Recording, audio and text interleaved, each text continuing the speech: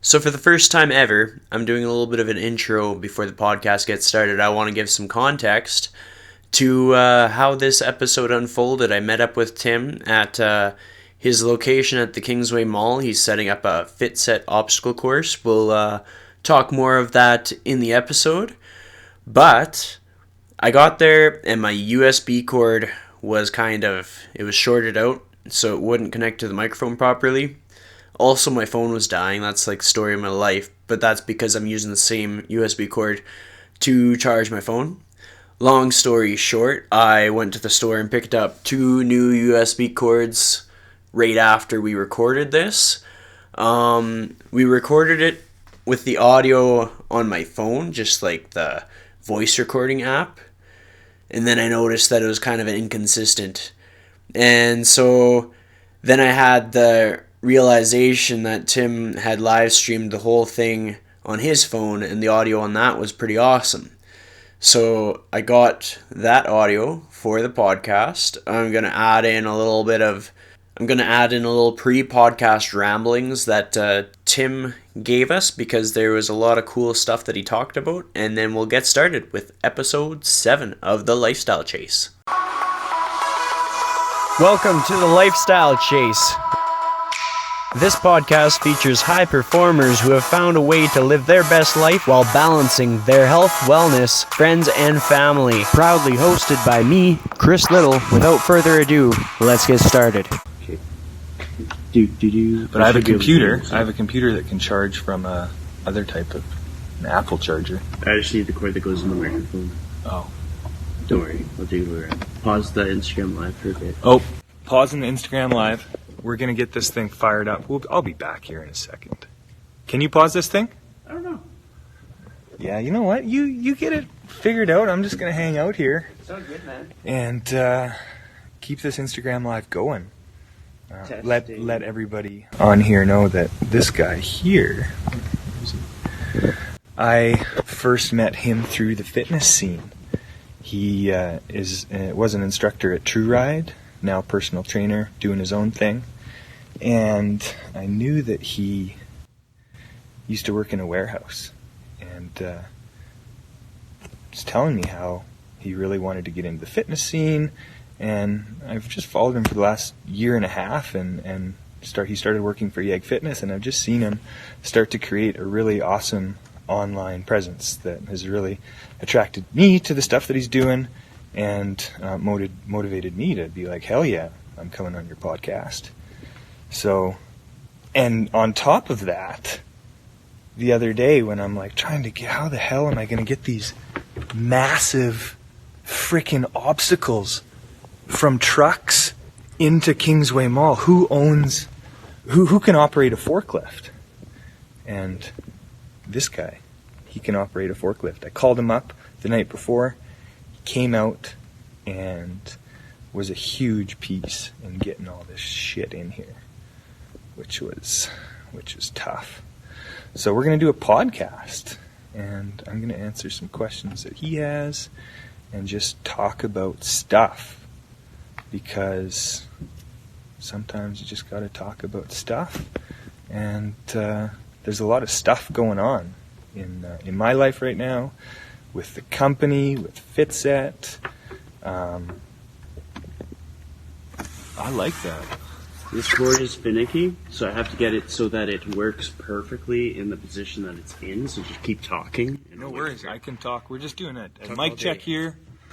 Mic check, 1 2 1 2. Never buy a USB cable at Dollar Tree. I mean, you can, but you're going to have to buy about 16 of them until they work really well. Dollar Tree. This podcast is not brought to you by Dollar Tree. Absolutely not. This is my first Instagram live. And Mine I was too, a little bit honest. nervous doing it, just talking about stuff and You're good at it. rambling and going on. You got the skills. Like, did you ever think about being an auctioneer? I haven't.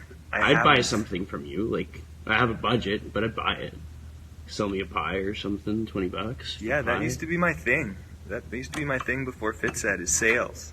My first job was door-to-door sales of security systems.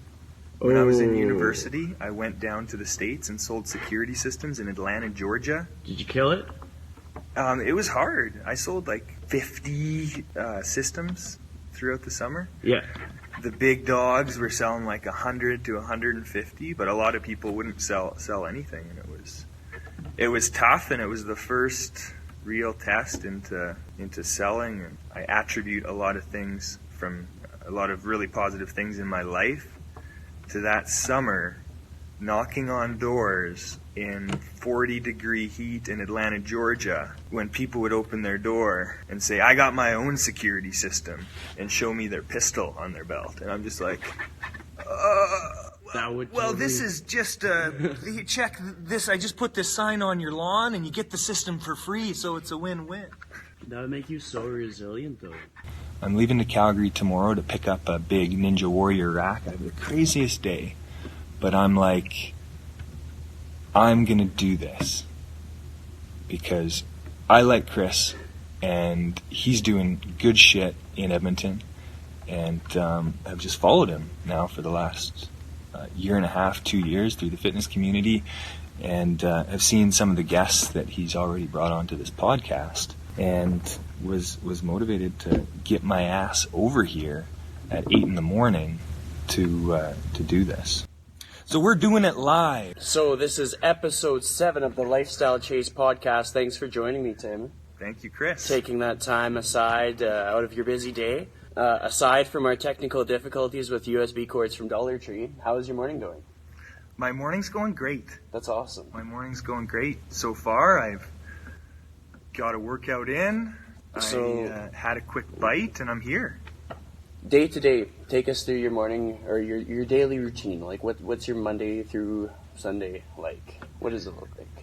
My routine is pretty structured in some pieces and varies in other pieces. Every morning, I work out at Capital City Athletics with my wife, Katerina, and we get up at like 5:30. The gym is 700 meters from my house, so we do a workout, come back, have breakfast, get ready, make a lunch, and then I'm off to our office. So I work out of the eHub co-working space at U of A. So I meet our developers and our team there, park in the FitSet VIP parking lot, which is just, parking on campus is a son of a bitch, I'll say that. So I park at the FitSet VIP lot, which is just underneath the high-level bridge, enter by the Kinsman. If you ever want to park in my FitSet VIP lot, just do it, it's free. And then I before I walk up the path, I've started taking between 10 and 20 minutes, and over the last 18 months, I've built in a 10 to 15 minute meditation into my day. Yeah. And that has been just a really a challenging experience to get it consistent and to build that into my routine.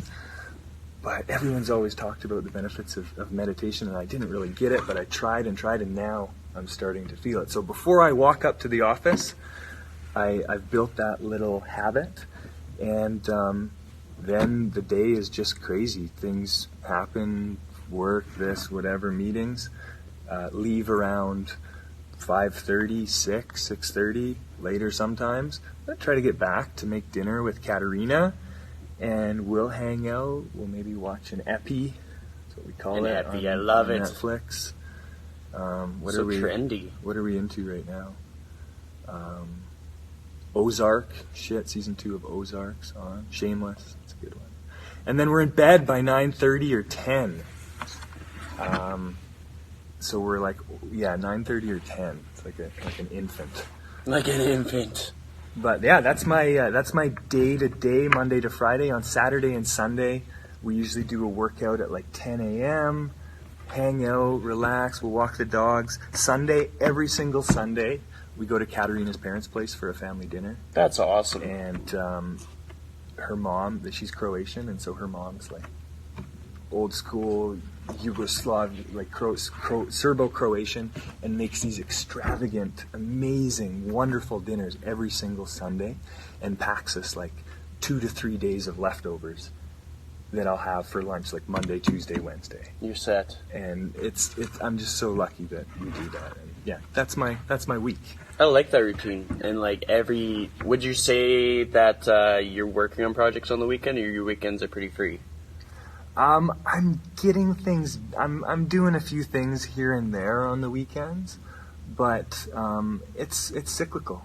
Some weekends when things are busy, I have to dial in and just like get stuff done. But most of the time, I really try and just spend time with Kat and relax and recover on the weekends. Yeah, that's good, because like your weekdays get pretty packed. Hey, like how long of a work day would you say you have? You know what?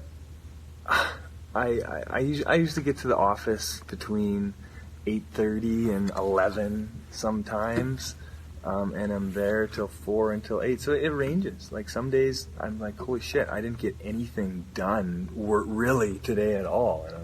And then some days, like yesterday, I was here till 11 p.m. So it's cyclical. It goes up and down, and I try to manage my energy so I'm not working too hard, and then I'm not spending time with Kat, or I'm getting burnt out or anything, because I've been there too. Yeah, totally. What were you doing here till 11 p.m.?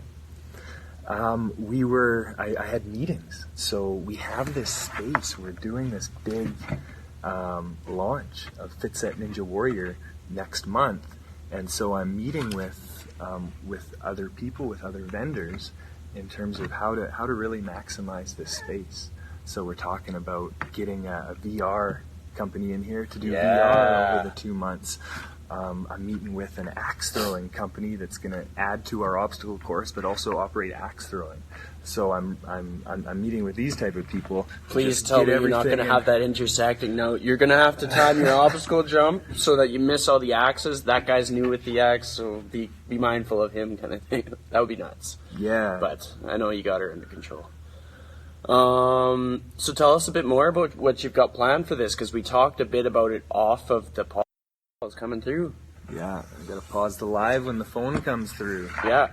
So what I'm up to, this thing that's going on here at Kingsway Mall is called FitSet Ninja Warrior, and it's an initiative that FitSet, my core company, is putting on. And FitSet Ninja Warrior is essentially Canada's largest indoor obstacle course. So from October 27th to December 31st, this 80,000 square foot space is being transformed into a full-size Ninja Warrior obstacle course, fitness and family fun zone. Hell yeah. So we're going to have this thing open 5 days a week. Tuesday, Thursday, Fridays, 5 to 9 p.m. Saturdays and Sundays, 10 to 4 p.m., where people can come and they buy a day pass, open gym. So they can come, they can practice the obstacles. We're going to have certified obstacle course racing instructors here that are going to show people how to do them, warm up, just feel comfortable. And then at the end, we're actually going to do time trial heats, where I'm going to get on the mic, we're going to have the big timer, beep, beep, beep, beep, and you go, and people can record their score. And over the 2 months that we're doing this, every Saturday and Sunday, we're going to be hosting fitness pop-ups with our FitSet studio partners. So we have a group fitness area over there that we'll have yoga classes, we'll have HIIT classes, we'll have circuit classes, Pilates classes on Saturdays and Sundays for people to just kind of switch it up. And we're going to have a kids course in here. Like I said, we're talking about getting some VR. We're talking about potentially bringing in drift trikes. We really want to make this a family-friendly, active lifestyle-themed zone. And that's awesome, and especially with the timing of it, like people are going to be Christmas shopping, and have you ever had like an opportunity to go and do an obstacle course in the middle of like the tedious Christmas shopping that so many people dread? Like that's such a cool like new innovation that I think a lot of people are going to really appreciate. I hope so, man. I'm having a baby. I got to make this work. Man, you just... The people on the podcast didn't even have a clue, and you just dropped that bomb on them. So I gotta get to our next topic. I'm gonna segue. How long have you and Kat been together, and how did you meet? Kat and I have been together for just over 10 years together. We've been married for 5 years, just over 5 years. July was 5 years.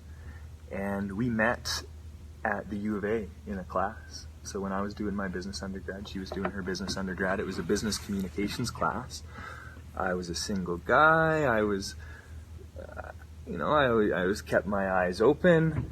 And the first class, the instructor set up an exercise where he set up like team captains, like old school ground team captains, where you're the team captain, you're the team captain, you're the team captain, and you go and you pick the people that you want to be in your group for this exercise. And so he selected me as a team captain, and I kind of looked around and I saw this tall blonde woman sitting at the top, and she had her computer open, and she had her pencil sharpener and her highlighters and her erasers and her like snacks. And it came to my turn. I'm like, I pick you to be in my group.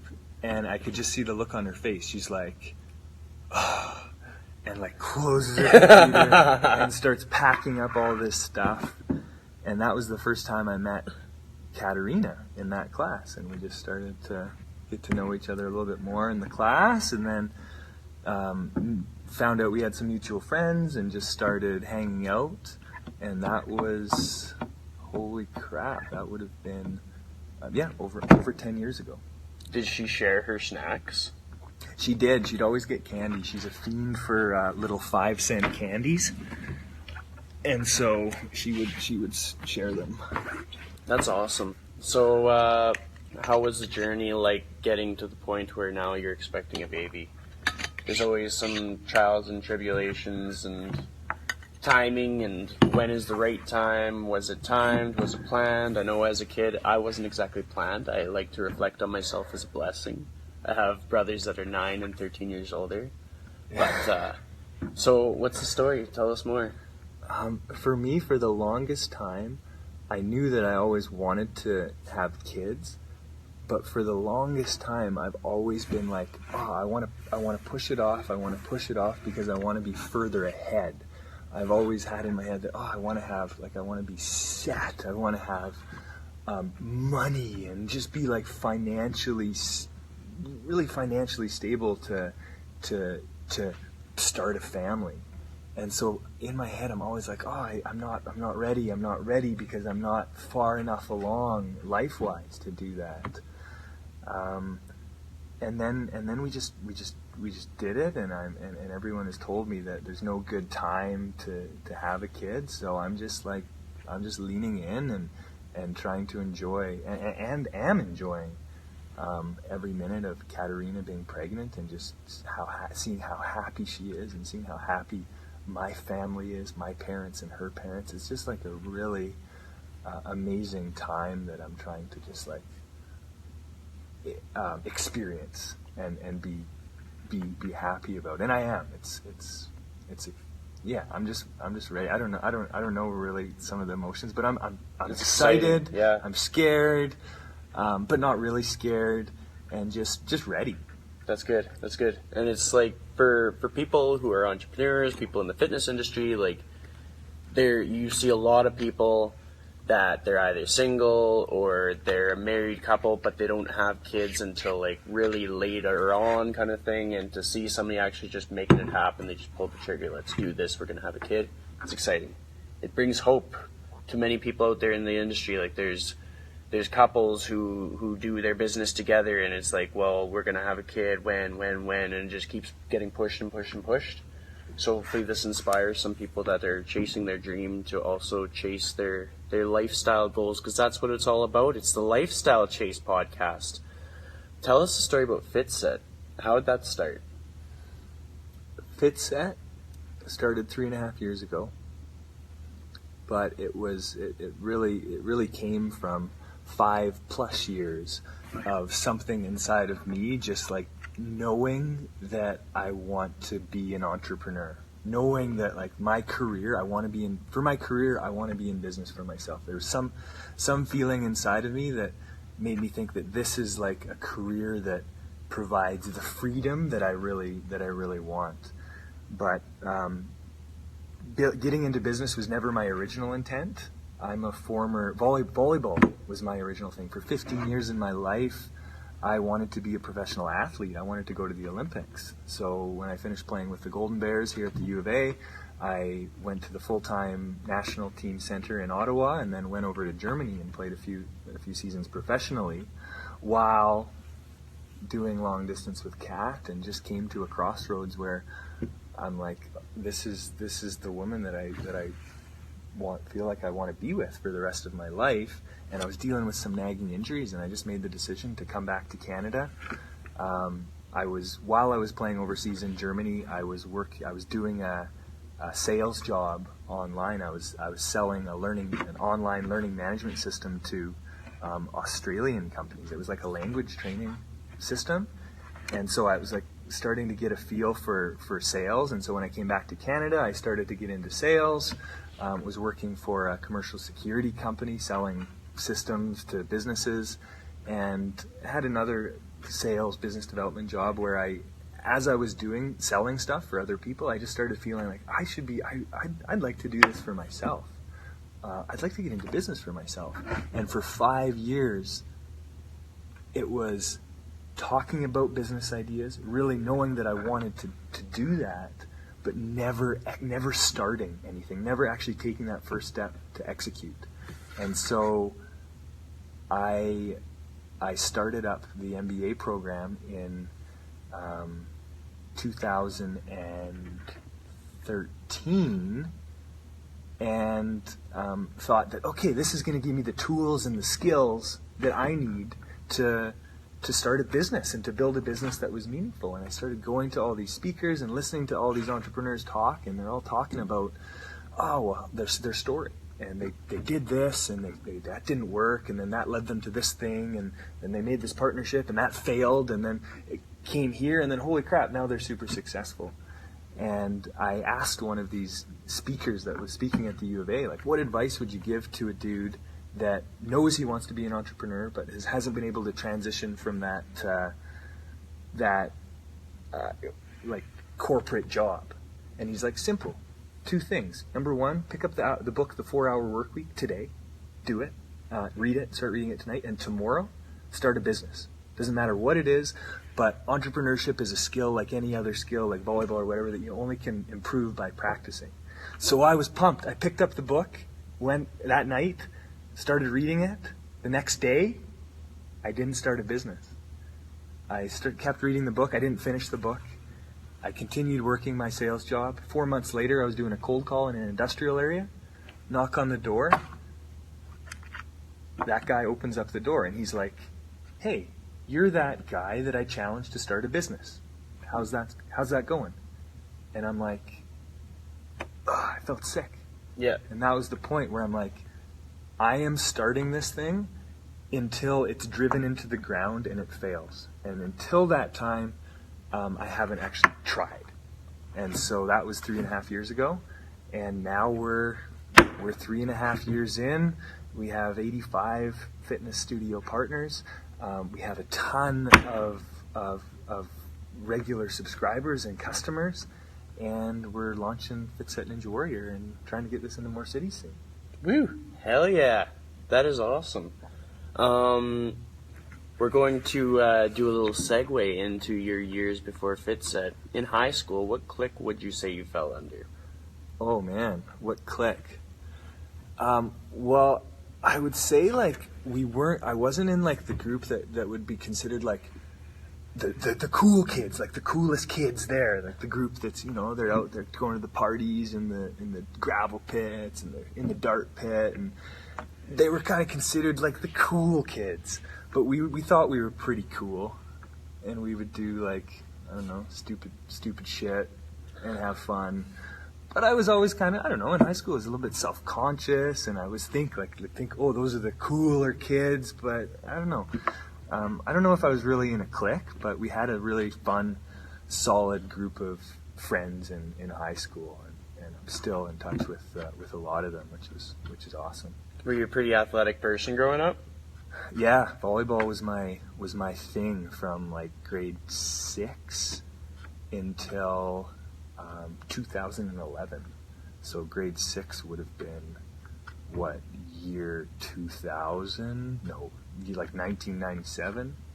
I remember it was, I remember, I have this vivid memory when my mom, she worked at Grand Prairie College, and I grew up in Grand Prairie until I was 17, and then moved to Red Deer for college. But I have this vivid image where I was at the college in the gymnasium, and I saw all these people playing volleyball, and it was like a club volleyball practice. And I'm like, oh, that looks so fun. That looks like such a fun game. And the season, like the club had already started or something, and I was late or whatever. And I remember my mom, she worked at the college, and she went in and talked to someone and somehow like just got me in, even though I was a little bit late, and that was in grade 6. And then ever since that, it was my passion. I loved the game. I loved everything about it, the competitiveness, the discipline required, the training, and just got deeper and deeper and deeper until I'm like, shit, this, like, I want to make a career of this thing. That's awesome. So you weren't considered a jock, just kind of a well-rounded kind of... No, I was, you know what, I was on the volleyball team. The volleyball team, and the volleyball team wasn't like, everyone's like, oh, there's the volleyball team, they're like the coolest dudes. Like, there's the basketball team, there's the football team, and I was like tall and gangly and kind of awkward, and so it wasn't like, I wouldn't consider myself a jock. That's fair, and that's good. I'd say I'd relate. I was kind of similar. Like, I was athletic, but I was also like really proficient with computers, and I just kind of like fell into sort of this category in the middle where we were pretty confident in ourselves, and that was good enough, kind of thing, Yeah, hell yeah. So what was the biggest obstacle that you've faced so far as a young entrepreneur, and what helped you overcome it? So this is an easy one. The biggest obstacle by far was the mental block that I had in actually starting this thing, and turning the switch in my head that, okay, I kind of want to do this, to like, I am doing this until it fails. That was the biggest challenge and the biggest obstacle in getting this whole thing going, was committing and just taking that first step. And after I've taken that, now that it feels like it's still hard, there's still challenges, but there's just momentum, and everything is playing out, and it's sometimes good and it's sometimes bad, but I'm in it now. And that was the goal in the first place. So definitely taking that first step and just committing to executing on your idea until it fails, and not being scared that it's going to fail, because that's like all these successful people and all these like entrepreneurs that I'm like, oh, I want to be like you. Like, hearing their story and just seeing that consistent thread that, oh, I did this and it was so shitty and it blew up and lost all this money and blah blah. I don't want to lose it, but and that led them to this, and then a lot of failures led to them being super successful. So if you had to motivate somebody that was like the younger version of you to start a very similar company, and you just had to trigger them to go into action, what would you say? I would say the exact same advice that was given to me. Start a business tomorrow. Not next week. Start a business tomorrow. Doesn't matter what it is. Doesn't matter if it's a business. Start an organization. Start something that, it doesn't matter. Sell the shit in your basement on Kijiji and take really good photos of it, and be creative in the ad. Like, do something, because you're never going to get better without actually practicing or doing something. So start tomorrow is the advice. So true. Embracing your inner Gary Vaynerchuk. Do you ever listen to him? I do. Yeah, he's like a beast, like so massive. Everyone knows about him right now, for sure. One guy that I just like love, I have a man crush on, is, and he produces, I just eat up his content whenever he puts it out, and it seems that it's always relevant to exactly where I'm at, and I can just apply it. Who is it? His name's Dan Martell. Okay.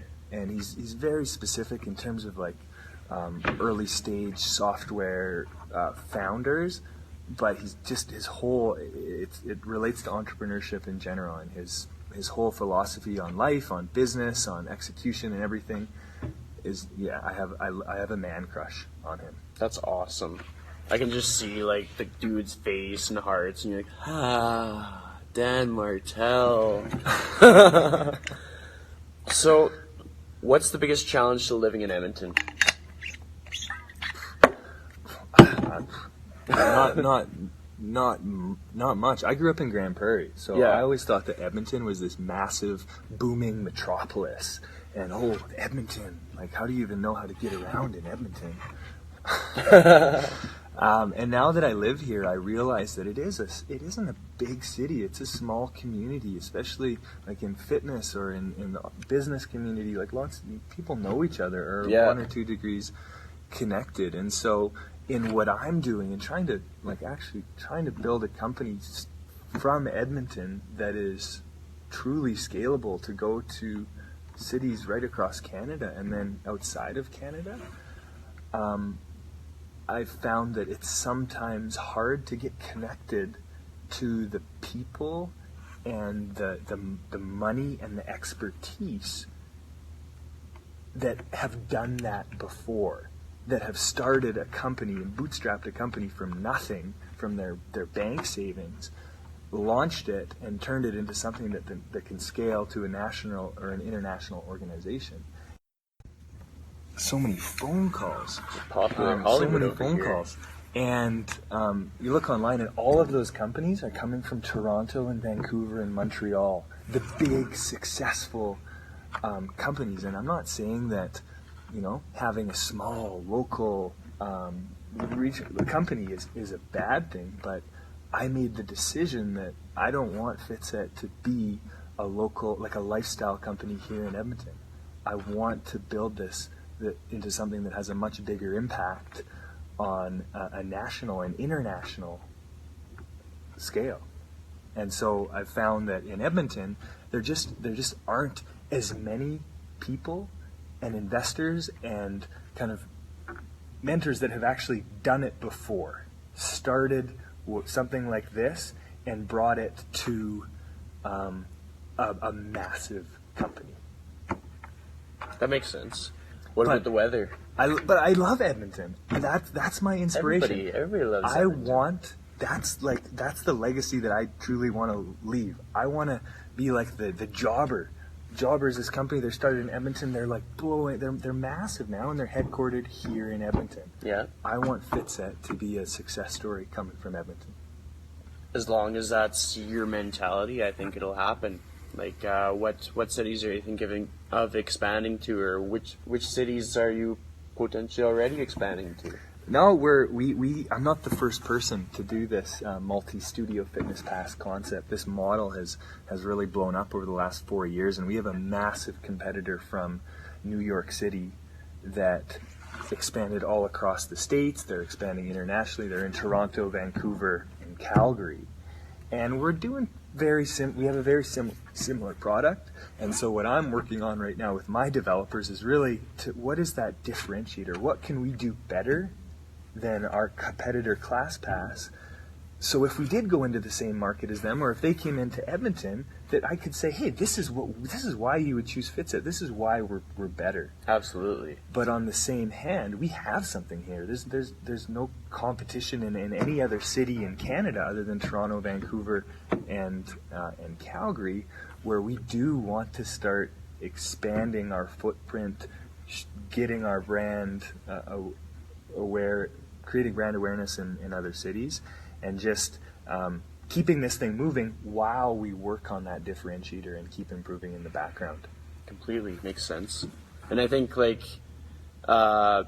building your wall of Fitset, like just building that framework to make it really, really strong, really reinforced to compete with those big companies is great. And like the more you do projects like this here at Kingsway, and the stuff that you did at Southgate last year, and just collaborations with people around the city, the stronger you'll be. You'll have that brand loyalty. Like, people will be like, no, not the New York company. We're sticking with Fitset because they built this brand loyalty kind of thing, and I think it'll pay off really well for you. What about the weather? Like we started talking about weather. What do you think of snow? I don't mind snow. Like I said, I grew up in Grand Prairie. I guess so. That's pretty much your crutch. Like, Yeah, grew up in Grand Prairie, man. So this is just better than everything.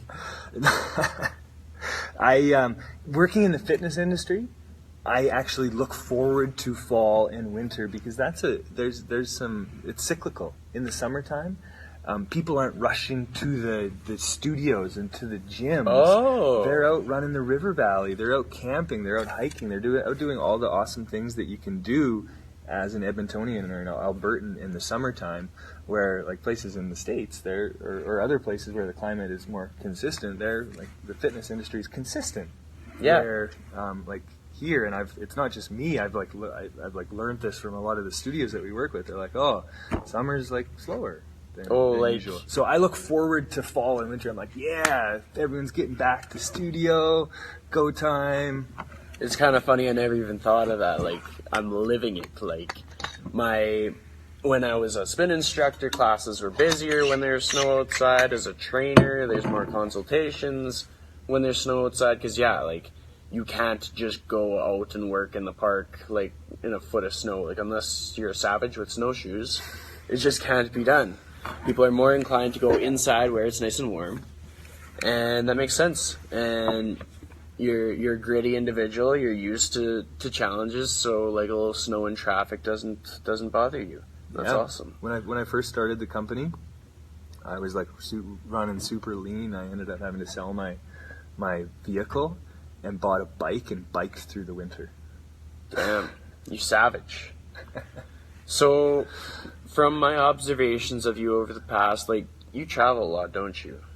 I have been recently. We've had so many weddings this summer and just like random things going on that I have recently. What are some countries you've been to? Well, I came back from the Philippines just in the spring. Kat and I were finishing our MBA, and we did a project. It was a school-based project in the Philippines with World Vision, where we were doing this work and also spent a week afterwards just to relax. My wife Kat's from Croatia. So we've been to Croatia, and I used to play volleyball in Europe. So I've been to Germany, been to the Netherlands, been to Spain. I was able to travel around to Turkey and different places where other Canadian players were playing volleyball. So that was really cool. Where else? States, Mexico. Yeah. The standard Mexico all like vacation.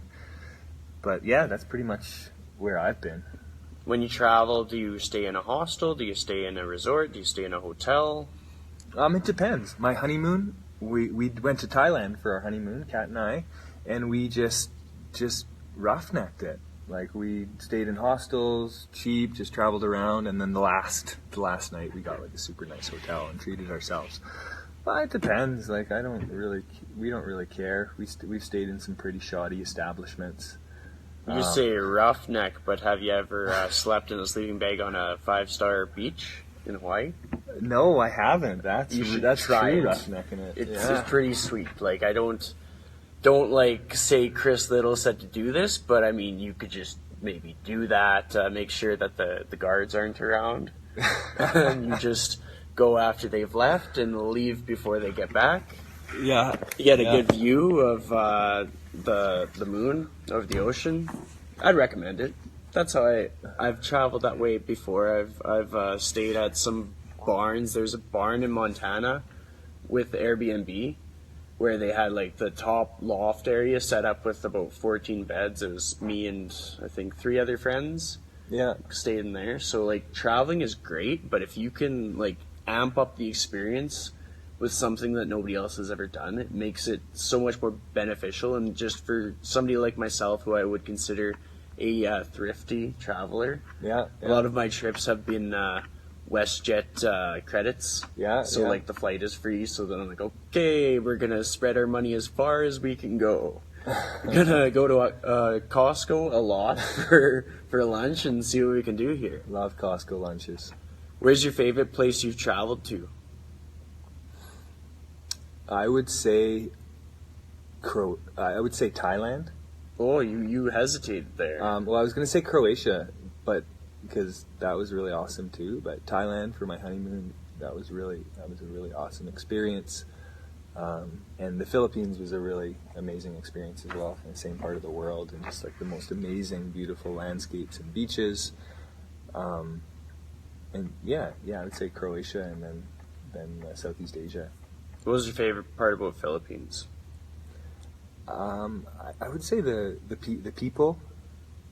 The people are just so, they're happy people, and they have so little, and it's that their outlook on life, and they're so welcoming, and the beauty of the place, like the most amazing beaches and landscapes and sunsets and everything. It was just so picturesque and beautiful.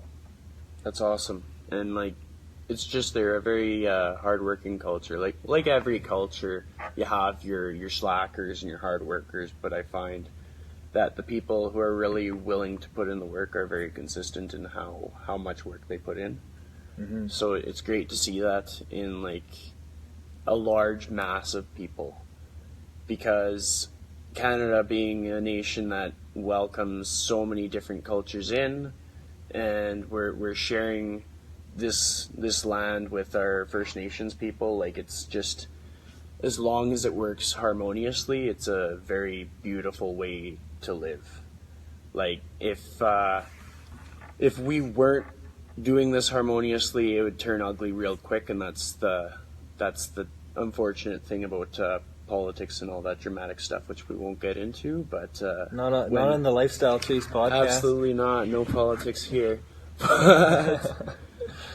But when people can actually collaborate, and that goes with fitness, that goes with everything, things just get better. And applying that to everything in life just makes life better, because everybody has something to bring to the table, and that goes with all facets, kind of thing. That's the beauty of traveling, because you don't know unless you know, I know. Oh, you know. If you could give 20-year-old Tim one piece of advice, what would it be? Start a business tomorrow. Just really. Consistent with that advice. Well, I've found what I feel like I've found what I want to do for the rest of my life, and I realized I was chatting with some 19, 20-year-olds that are here that are just like volunteering to come and help out. They want to be a part of this. They want to spruce up their resume and build their portfolio. They're 19, 20. I'm like, I wish I was doing that type of stuff when I was 19 or 20. Because what they're doing is they're practicing something, knowing that they're not getting paid, but at some point they're going to have these skills to do the thing. There's so many different roles that I've done where I was either just not making money doing it or not getting paid, but then I became very proficient at it, like web design and marketing and stuff like that. That's paid off with my newest training venture with Invigorate. And you know what? Like they're incentivized. If they bring in a group of students, if they talk to their old high school gym teacher, and their old high school gym teacher brings in the high school class, I'm cutting them in on that. So if they want to make some money, great. I've told them what my goals are with this Fit Set Ninja Warrior thing, and just want to leave it to them to, hey, like this is some entrepreneurial training. Like you make it happen or you don't. So Are any of them jumping on that? Have they put the wheels in motion, or are they still scratching it? They're doing it? I call them the intern army. That's awesome. They're getting rocking. That's awesome. What's your favorite place to eat in Edmonton? Oh, well, this is my wife would know this because of our credit card statement. But I love going to Elm Cafe and getting a breakfast sandwich. Tell me about this sandwich. Well, it varies. It varies by day, but it's they call it the early Sammy, and they have a vegetarian version and then like a meat version. And I usually get the meat version, but it varies. It's like a breakfast sandwich with egg and some sort of meat and some sort of other vegetable or something on there, and it's just always amazing. Elm Cafe, they're also the people that do Sal's, and District Cafe, Borough in the LRT station, and they're just opening up some stuff in the Highlands. some more so really cool cafe restaurant concept, and they have a few different brands around the city, and their breakfast sandwiches are damn good. That's awesome. So hopefully they get a chance to hear this, because you just gave them one hell of a shout out. Yes, Nate, and Nate Box, the guy that started this, he was one of the guest speakers in this class, the same class that had that guest speaker that really inspired me, and was the guy that kicked my ass in gear to start this. That's awesome. It's cool how, like, things circle around. You meet somebody, and then you get an idea, and you associate that idea with different people that were around when you had it, and it all comes full circle, and you're like, hey, how's it going? I applied my idea, here we are, kind of thing, Yeah. I've found that with training, like, I'll have people that I got an idea from, like somebody that inspired me, like a certain brand that inspired me, and then we go full circle, and I end up collaborating with them, or I end up like as a peer, or at least like in closer communication with them. And I just think it's really neat. It's almost like a life's way of foreshadowing what your future is, kind of thing, especially if you can keep a good attitude about it, keep motivated. What would you say is your best way to stay motivated? Because obviously you're going to have your bad days. How do you get out of a bad day? Yeah, so for me, this was a learning experience where starting this business, you start to run into challenges and obstacles in business. And I used to get so stressed out about these challenges because they were new and I hadn't experienced them. And like, this is my business. I don't want to mess this up. And what I've realized is that as the business grows and the longer I'm doing this, those challenges and obstacles and the things that go haywire only get bigger. They only get bigger. And if I am reacting and getting all stressed out all the time, then life would be pretty shitty. And so I've just taken the mindset that this is supposed to be hard. There's supposed to be challenges. The challenges are supposed to be harder and better. And it's up to me to become better at solving them. And so I've just like really tried to adopt that mindset that like, okay, if shit is not going well, it's not about that. It's about me and how I'm going to tackle it. And Dan Martell, who I alluded to, my man crush earlier, he just has such a good philosophy, and he's really inspired me to lean in, and just when things are like tough and things are challenging and shit is going haywire, to like lean in a little bit more and just embrace it, that's how it's supposed to be. So that's been what's really kind of helped me get through tough days and just keep that motivation there. I love it. Something that I've learned in the last year is just the better we are at thriving in discomfort, the more successful we'll be. Like if you're in a shitty situation, or if you're in an area where you're highly vulnerable, like financially, emotionally, all these different things, if you become really good at being in that place, nobody's got anything on you. Like, how are they going to stop you now? I actually have that as my phone background. I've had it for 2 years. How are they going to stop you now? Yeah. They haven't stopped me yet. There you go, man. Oh, amazing. If you had to choose one River Valley Park in Edmonton to walk in for the rest of your life, which one would you choose? You can't go to any other park. Doesn't matter if there's a music festival, nothing. Charity race, no, can't go. You have to pick one. Yeah. Yeah, that's tough. I know. You know what? I'm not a big park connoisseur. Emily Murphy Park is kind of near the office, near my house-ish. So I would say that. I gotta take us to the finisher, the last and the final question, the one that leaves our listeners with something to walk away with. And I got 1 minute in my IG live, so the timing is perfect. It's like we planned it. We planned the USB problems, all that stuff. Yeah. If you could give our listeners one piece of advice on how to live their most authentic and fulfilling life, what would it be? You know what? If you're passionate about something, if there's something that you like to do, ensure that you are doing that in your life. For me, it was I wanted to get into business. I started it. I just did it. So for anyone that's wanting to embrace just to start a creative project or business or anything. Just do it.